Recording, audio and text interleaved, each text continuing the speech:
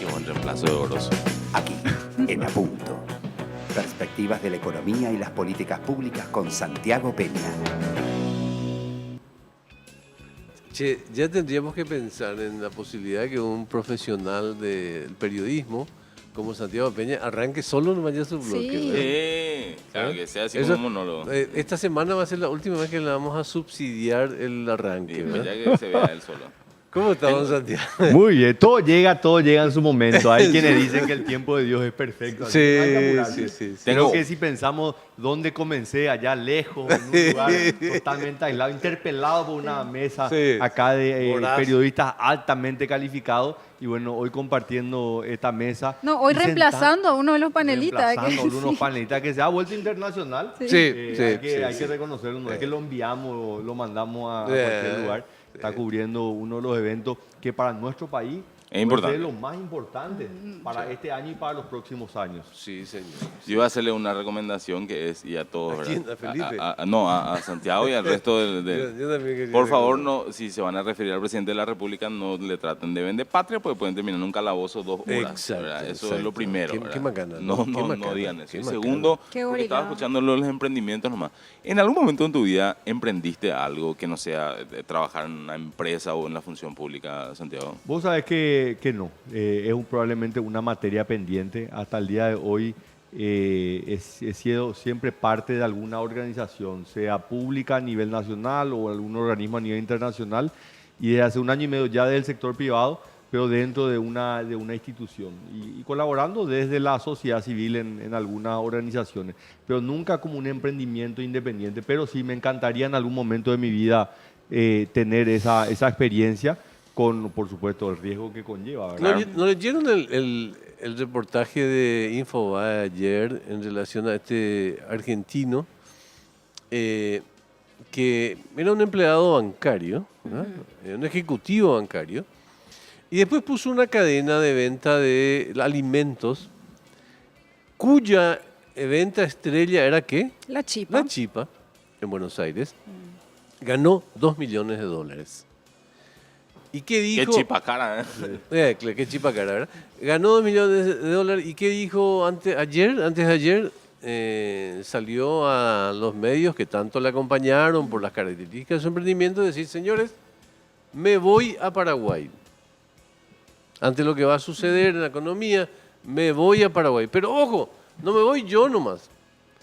Radico mi familia en Paraguay. Y su fábrica. Mi fábrica y mis emprendimientos. El problema es que acá va a tener muchos competidores. ¿Con la Chipa? Claro. No, pero yo creo que lo que trae él es una práctica. Y ya está hecho también, ¿verdad?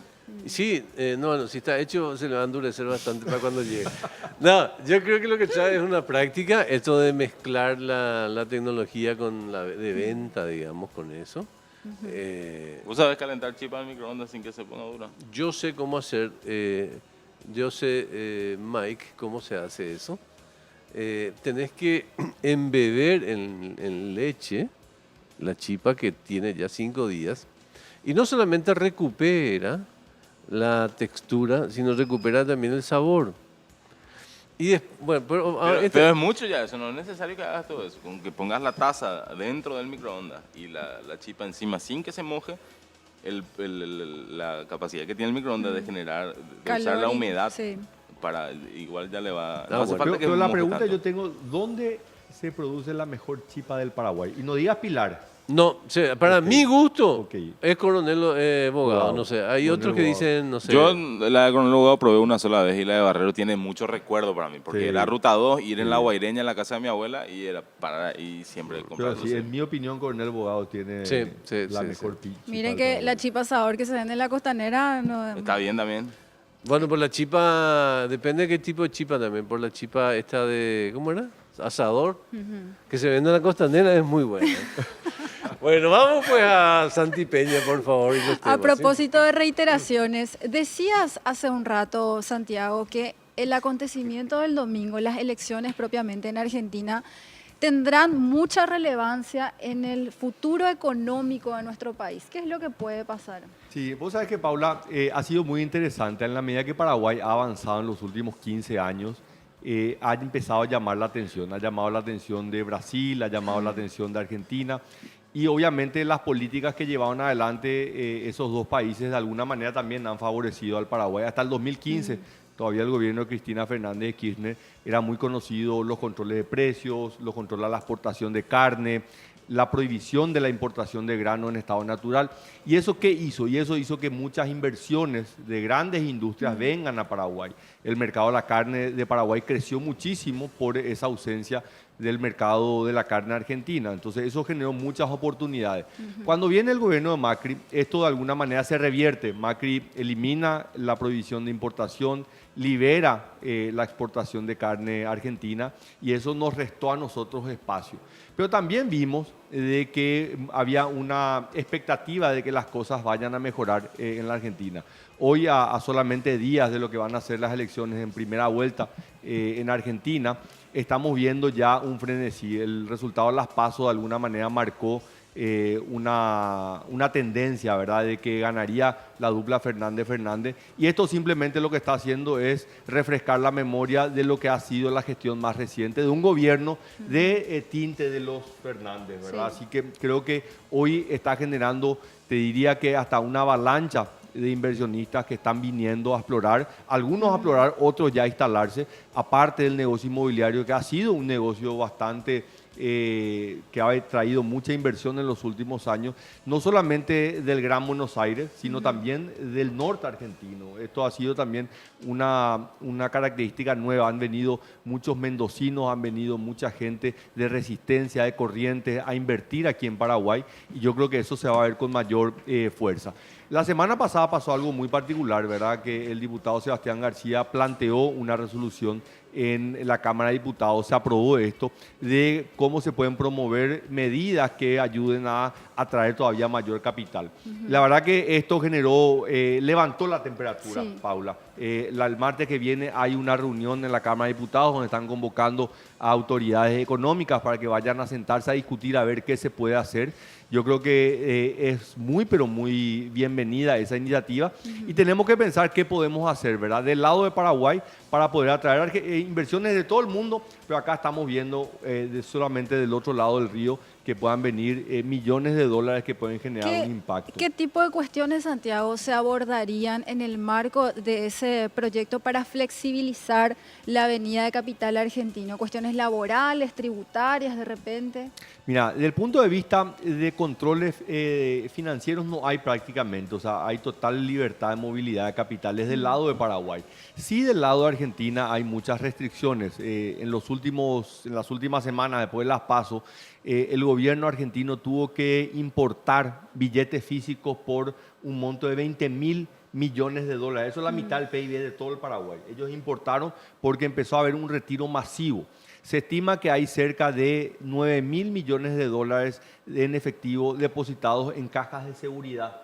Entonces, lo que nos puede pasar es que pueden venir muchos argentinos con dinero en efectivo, sean pesos o sean dólares, y eso le cuesta al sistema financiero poder recibirlos, ¿verdad? Esto puede ser no de una actividad ilegal, sino que simplemente un argentino que retiró de su cuenta por miedo de lo que es el corralito, pueda venir acá y diga, bueno, yo quiero comprar un departamento, yo quiero comprar una propiedad. Y vos sabés que todo lo que tenga que ver con el dinero efectivo tiene otra vez mayores complicaciones. Entonces, ese es un tema. Pero yo te diría, Paula, que hay una serie de medidas que son, hasta te diría, desde el punto de vista de infraestructura. A nosotros nos tocó en su momento negociar un crédito que era para la duplicación del acceso desde Falcón hasta Puente Remanso. Eso es fundamental, ¿verdad? Porque es la puerta de entrada para Asunción. En su momento también el Ministerio de Obras Públicas y Comunicaciones trabajó en un proyecto de hacer un centro migratorio unificado, ¿verdad? Yo creo que todos nos hemos visto, Angélica está ahora en Clorinda y va a ver lo que es realmente un caos hacer migraciones y aduanas en Clorinda. Entonces la idea en ese momento es hacer una gran inversión. Con Argentina es que tenemos más problemas, porque con Brasil es más rápido. Es mucho más rápido, porque con Argentina tenemos un serio problema. Entonces ahí la idea es que Paraguay haga la inversión. Estamos hablando de unos 50, 60 millones de dólares que se pagan solos. Se pagan solos con el flujo migratorio de inversionistas, de turistas que van a poder venir. Realmente cuando uno viene a Argentina, la gran mayoría de las rutas ya están concesionadas con peaje y llega a Clorinda, cruza el puente y la verdad que la situación es bastante, o sea, no es nuestra mejor cara como país. Entonces yo creo que ahí hay una oportunidad muy rápidamente, hay que acelerar la ejecución de esa obra. Hay que trabajar en este centro unificado, ¿verdad?, que va a permitir que el comercio sea mucho más fluido y también el turismo. Y después ver desde el punto de vista financiero cómo podemos resolver este problema de los billetes en efectivo, ¿verdad?, que es un problema, ¿verdad? En otros países, tanto Uruguay como Argentina, es el Banco Central el encargado de importar billetes y exportar billetes. En el caso de Paraguay, no.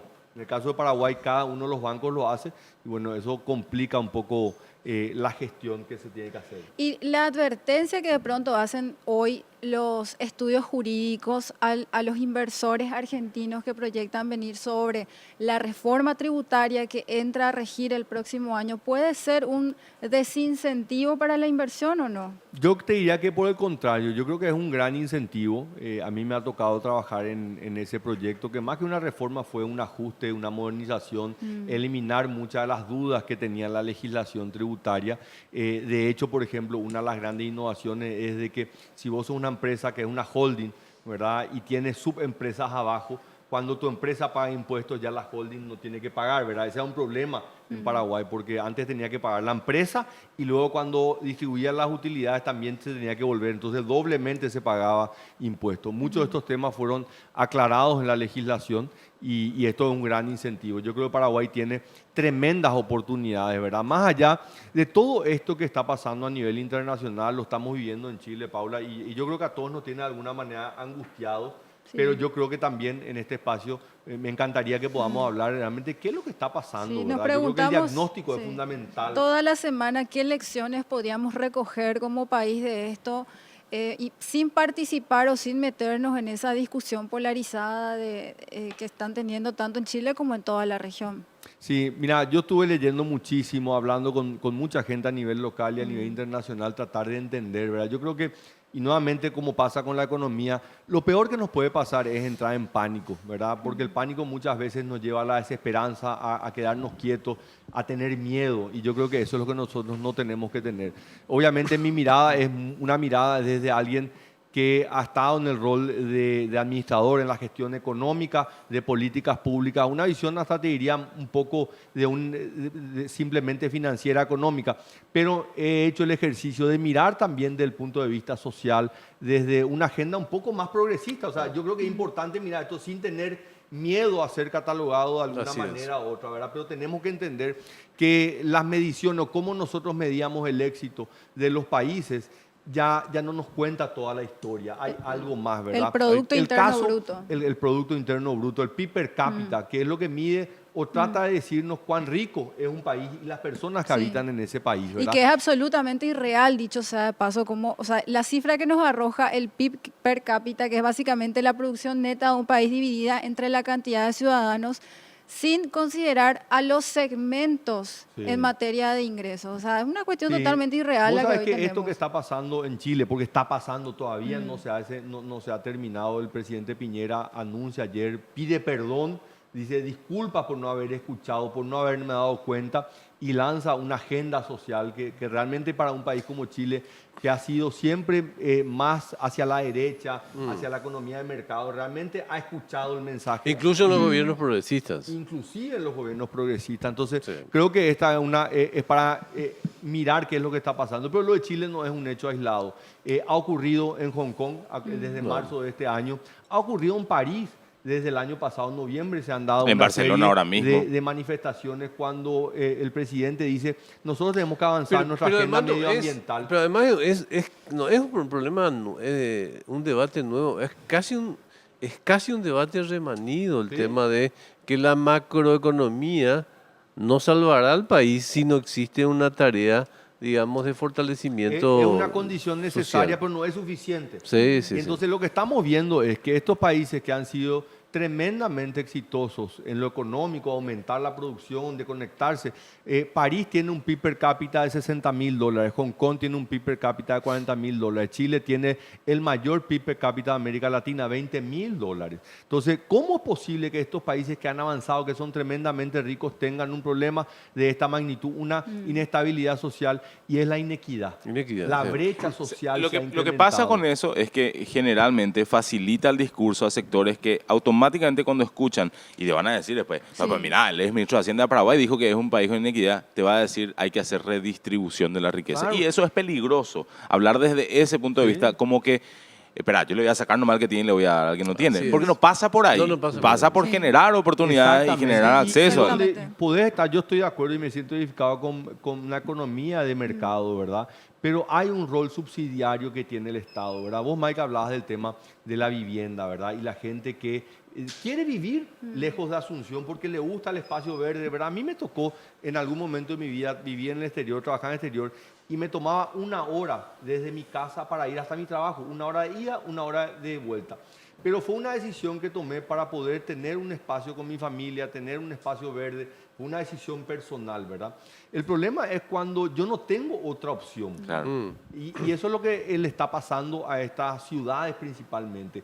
Vos sos una persona que trabaja en una empresa en Chile y ganás sueldo mínimo. En Chile realmente, acá en Paraguay, la gran mayoría no gana ni siquiera el sueldo mínimo. En Chile todos ganan el sueldo mínimo. El problema es que el que gana sueldo mínimo no le permite vivir en Santiago. En la misma empresa que trabaja él, hay una persona que gana 50 veces más de lo que gana él. Él sí vive a 1 cuadra de su trabajo, él tiene la capacidad de pagar un alquiler. Entonces eso hace aumentar Sí, sí, el sí. precio de los Además- alquileres además en que- la capital. Entonces además- no es una cuestión de decisión, es una cuestión que no tiene alternativa y ahí donde el Estado no les ayuda en cómo encontrar a través de viviendas adecuadas. Parece paradójico, Santi, yo todo lo que opino desde la política, no de la economía. Parece paradójico, pero en la medida en que se consolida un modelo exitoso en materia de economía, y ya ni siquiera hablamos solamente de macroeconomía, tiende a generar distancias con los sectores que están en la otra vereda, en la vereda de la pobreza. Y vuelvo a poner el mismo ejemplo que puse ayer en este programa. El boom del aguacate me parece que es un tema que ustedes tienen que conocer de lo que pasa en Chile. Generó una industria impresionante. Es después de México el segundo. Hay una serie. Y bueno, no, de esa esa serie. serie Bueno, es pero ¿qué impresionante. generó al mismo tiempo? Que la gente se quedó sin Exclusión, agua. Claro, y exclusión. ¿Entendés? Y el agua se volvió Entonces, un artículo de lujo. claro. Pero ahí es donde, Pero ahí es tiene donde que estar intervienen, coordinado. ahí O sea, es donde intervienen las políticas Claro, públicas, pero- porque claro, vos por una cuestión, claro. el ser humano siempre va a defender su bienestar. espacio, su bienestar. Entonces es totalmente absurdo que le exijamos al empresario que renuncie al beneficio que Sí. puede obtener de la falla de las políticas públicas, porque son las políticas públicas las que tienen que Así mismo. intervenir y dirigirse con puntería. Mira ese caso que vos mencionaste. Y te voy a poner 2 ejemplos súper rápido, porque en los últimos pasó en esta década. Uno pasó en Nueva York y el otro pasó en Miami. Son zonas que eran completamente inhabitables de algún modo, de galpones, de donde la mafia hacía sus fechorías, qué sé yo. ¿Qué hizo? Se hizo en Nueva York, se bajó todos los impuestos posibles para que toda esa zona Reconvierta. se reconvierta. Y eso es hoy lo que se conoce como Williamsburg en Brooklyn. En Miami se hizo una operación similar. ¿Y cómo se hace? Hacen las empresas de capital de bienes raíces en conjunto con los municipios. Dicen, nosotros necesitamos que esto cambie acá. Perfecto. ¿Qué pasó? Cambia toda la fisonomía de la ciudad porque le bajan los impuestos, les permiten a la gente que se vaya a vivir ahí y eso hace que se genere otro Pero- tipo pero, de... Mike, es un problema de nunca acabar. Eso es la parte que yo digo. O sea, este abordaje de la política pública es constante, es dinámica. Cuando vos llegás a un punto, yo reconvertí una zona, la volví más linda. Automáticamente los precios de esa zona empiezan a subir. Sí, Entonces el por Estado su- por nuevamente supuesto. tiene que ver qué mecanismos puede ayudar. Pero ese es el chiste de ser servidor público. Exactamente. Bueno, pues, Entonces- no, es que terminé mi trabajo y mañana ya no hago Totalmente. nada. Entonces, ¿qué es hoy el problema que le está afectando a todos estos países? Lo identificamos como una cuestión de desigualdad, pero en realidad es un estancamiento social, ¿verdad? Hemos escuchado siempre este famoso sueño americano. ¿Cuál era el sueño americano de los 60, de los 70, los baby boomers? Era poder tener una casa, poder tener 2 autos, poder viajar, una educación digna y escalar socialmente. Sí. Que mi origen no me condicione mi futuro. Sí. Entonces, eso es lo que las sociedades están sufriendo. Ustedes se acordarán, hace unos años se publicó una investigación muy amplia en un libro de Tomás Piketty, Capital, ¿verdad? Y él hablaba de eso. Está todo muy bien, el mundo ha avanzado, pero el problema es que la rentabilidad del capital ha sido mucho mayor que el ingreso de las personas. Entonces las brechas sociales se han aumentado de una manera tremenda en los últimos años. Entonces, ¿qué es lo que está pasando? Hay un estancamiento social. Entonces, yo creo que es nuevamente una tremenda oportunidad para Paraguay, ¿verdad? De poder mirar, porque estamos en un proceso de desarrollo muy atrasado con respecto a Chile, Colombia, Perú, y podemos mirar esto desde una perspectiva, realmente aprendamos de cómo no cometer los errores que han tenido otros países. Es fundamental la educación, es fundamental la salud, pero también hay otros elementos que le tienen que permitir al ciudadano poder progresar, tener Lecciones. esa capacidad de escalar Son lecciones, socialmente, son ¿verdad? lecciones. Quiero nomás comentar el último ejemplo. Esta semana anunció Facebook y Microsoft que están poniendo $1.000 millones cada uno para desarrollar viviendas accesibles Sí. para la gente. ¿Por qué? Porque ellos dicen, nuestro modelo ha sido tremendamente exitoso, pero en nuestras empresas tenemos ingenieros que ganan salarios espectaculares, pero en la misma empresa hay un oficinista que no tiene el ingreso de ese ingeniero, y el problema es que el ingeniero vive en Silicon Valley y el oficinista tiene que venir de San ir- Diego, tiene que venir, exactamente, ¿verdad? Entonces genera esa sensación de desigualdad tremenda, ¿verdad? Entonces yo creo que es un tema de gran debate, pero lo que no podemos entrar en pánico, decir, A mí me "Qué miedo parece- que nos a mí me pase parece lo que demasiado pasa en Chile". importante, No, sí. ¿qué podemos hacer para que no nos pase Sí. lo que están pasando en otros países? A mí me Porque no parece es solamente genial. el crecimiento que económico. a mí me parece genial atender bien el significado de lo que te iba a decir. Que el tema de la desigualdad empiece a debatirse desde la derecha. O sea, una agenda que te obliga a hablar de desigualdad, que era un tema que no estaba agendado, digamos. Claro, ¿verdad? y está bien que Entonces, se y está genial. Porque que siempre se fue un hace cuco eso, hablar de Claro, eso. pero por eso que te digo, porque automáticamente te lleva a, no, hay que sacarle más al rico para darle al que no Sí, tiene. Y porque, eso no porque funciona así. se asume, todo esto son lecciones, se asume que un proyecto como Venezuela, por ejemplo, que tendría que haber sido un proyecto ejemplar en materia de equidad, fue un fracaso macroscópico, un fracaso gigantesco. digamos. Satelital. Sí, universal. O sea, entonces, cuando vos tenés, esa ya es una lección. La otra lección es que solamente con el desarrollo macro no podés, es una lección nuevita. Lo de Maduro ya es una lección que tiene ya sus años y te dice claramente, viejo, solamente con populismo no vas a superar el problema de la pobreza, ¿verdad? Al contrario, vas a dilapidar todo lo que tenés. Entonces, todas estas cosas tienen que servirnos como lecciones para ver qué sacamos de limpio, Santi, para redondear nomás. Ustedes ¿verdad? son muy jóvenes, pero yo leía una enciclopedia online que se llamaba Encarta. Encarta Ah, yo 96. también la tuve, leía. tuve.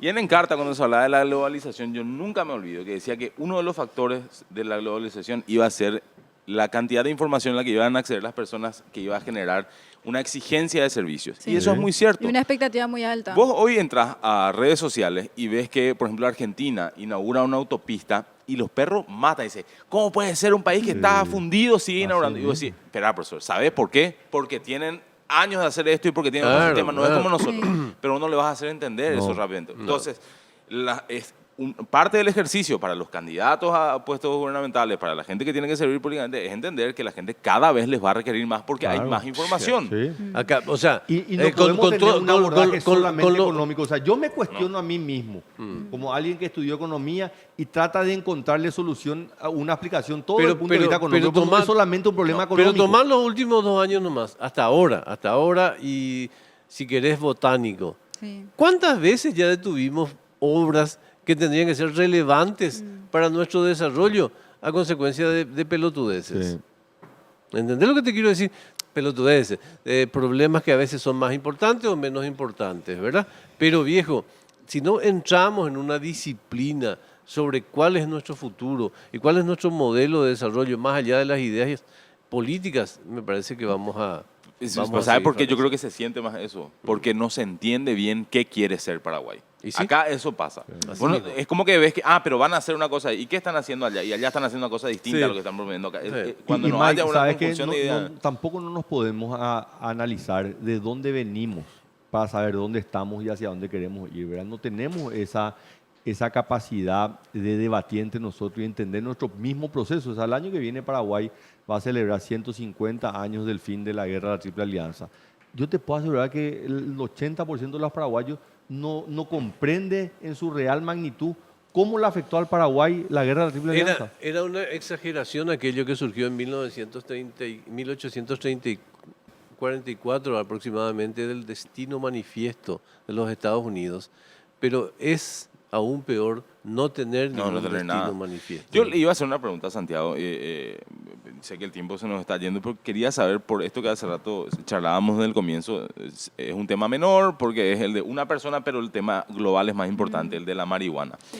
En tu estadía como ministro de Hacienda, ¿se llegó a presentar o se leyó algún proyecto, algún balance general de cuánto, por ejemplo, representaría una industria en Paraguay con respecto al... o es todavía muy temprano? Para ser honesto, no. Sí, ya en el gobierno anterior se venía hablando de este proyecto. De hecho, se hizo ley lo del cáñamo, el uso del cáñamo para objetivos medicinales.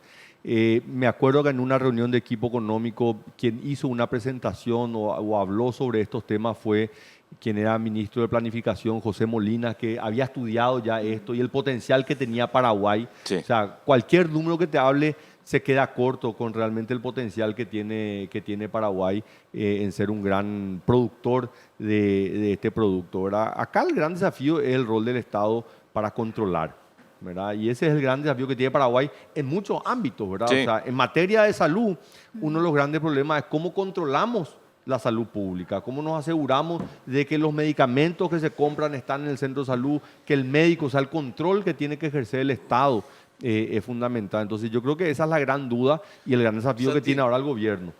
¿Querés leer lo que dice el... ¿Querés convocar? ¿Por a qué eso? querés irte a la pausa? Dale, Quiero Santi, saber, animate a hacer tu primera pausa. Con este saludo quiero realmente agradecer esta oportunidad. Nos vemos el próximo miércoles y nos vamos a una pausa. Muchas gracias.